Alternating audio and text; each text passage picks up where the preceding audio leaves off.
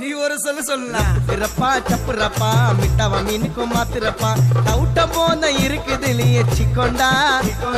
வலிச்சா கூட மிட்டாய்க்கு தான் நிக்கொண்டா மத்தவரு நிக்கொண்டா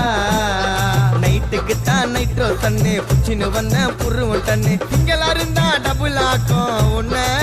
டைட்டா வாச்சா மேல மேய விடுவேன் கண்ண